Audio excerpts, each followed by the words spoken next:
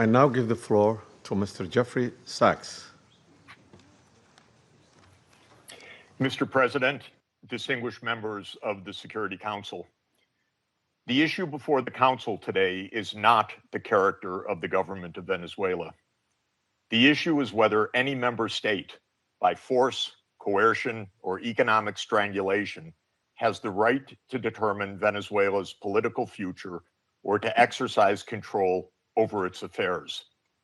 This question goes directly to Article 2, Section 4 of the United Nations Charter, which prohibits the threat or use of force against the territorial integrity or political independence of any state. The Council must decide whether that prohibition is to be upheld or abandoned.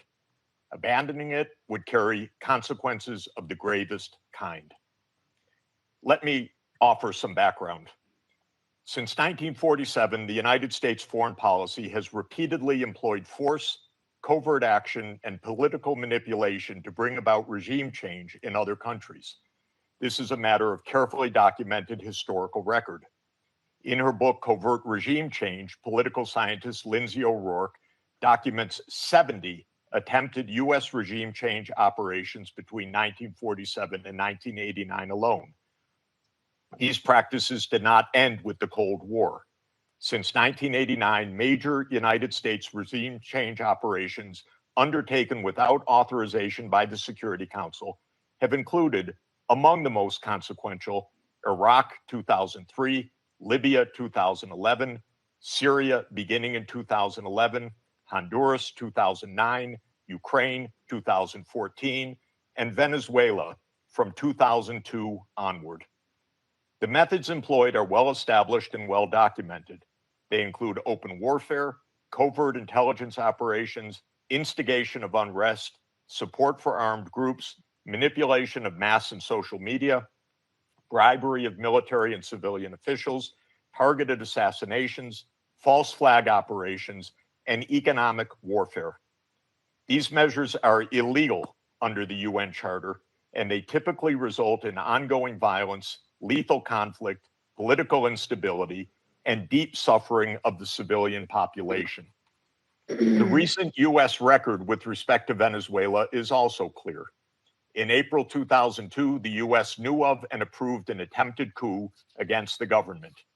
In the 2010s, the United States funded civil society groups actively engaged in anti-government protests. When the government cracked down on the protests, the U.S. followed with a series of sanctions.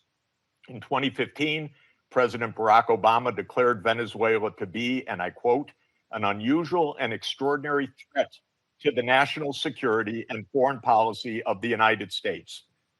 In 2017, at a dinner with Latin American leaders on the margin of the UN General Assembly, President Trump openly discussed the option of the U.S. invading Venezuela to overthrow the government. During 2017 to 2020, the United States imposed sweeping sanctions on the state oil company PDVSA. Oil production fell by 75% from 2016 to 2020, and the real GDP per capita declined by 62%. The UN General Assembly has repeatedly voted overwhelmingly against such unilateral coercive measures. Under international law, only the Security Council has the authority to impose such measures. On the 23rd of January 2019, the United States unilaterally recognized Mr. Juan Guaido as interim president, and a few days later froze approximately $7 billion of Venezuelan sovereign assets held abroad and gave the designated authority over certain of these assets. These actions form part of a continuous U.S. regime change effort spanning more than 2 decades.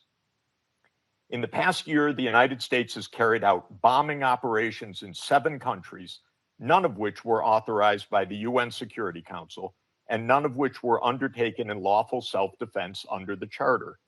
The targeted countries include Iran, Iraq, Nigeria, Somalia, Syria, Yemen, and now Venezuela. In the past month, President Trump has issued direct threats against 6 UN member states, including Colombia, Denmark, Iran, Mexico, Nigeria, and of course, Venezuela. Members of the Council are not called upon to judge Nicolas Maduro. They are not called upon to assess whether the recent U.S. attack and ongoing naval quarantine results in freedom or in subjugation. Members of the Council are called upon to defend international law, and specifically the UN Charter. The realist school of international relations, articulated most brilliantly by John Mearsheimer, accurately describes the condition of international anarchy as the tragedy of great power politics. Realism is therefore a description, not a solution for peace. Its own conclusion is that anarchy leads to tragedy. In the aftermath of World War I, the League of Nations was created to end the tragedy through the application of international law. Yet the world's leading nations failed to defend international law in the 1930s, leading to renewed global war. The United Nations emerged from that catastrophe as humanity's second great effort to place international law above international anarchy. In the words of the Charter, the UN was created, quote, to save succeeding generations from the scourge of war, which twice in our lifetime has brought untold sorrow to mankind. Given that we are in the nuclear age, failure cannot be repeated. Humanity would perish. There would be no third chance. To fulfill its responsibilities under the Charter, the Security Council should immediately affirm the following actions. The United States shall immediately cease and desist from all explicit and implicit threats or use of force against Venezuela.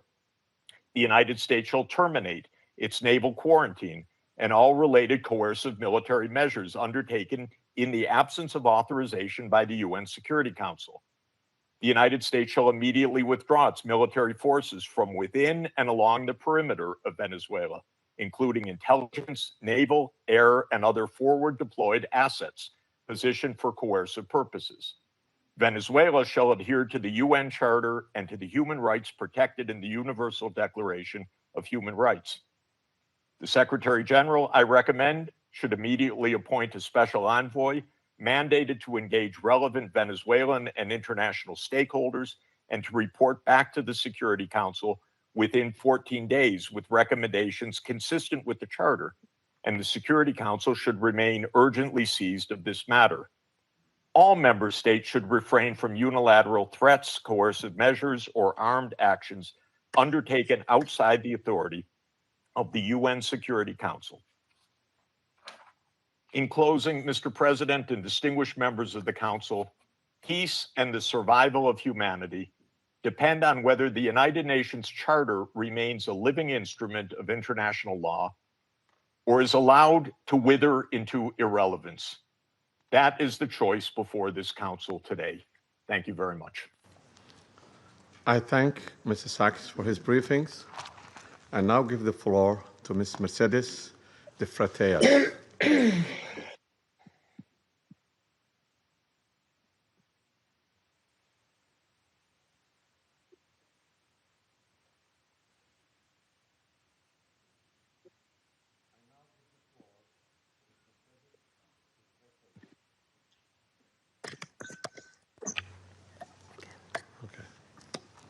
My apology. I now give the floor to Ms. Mercedes de Freitas. Good morning. I speak in Spanish.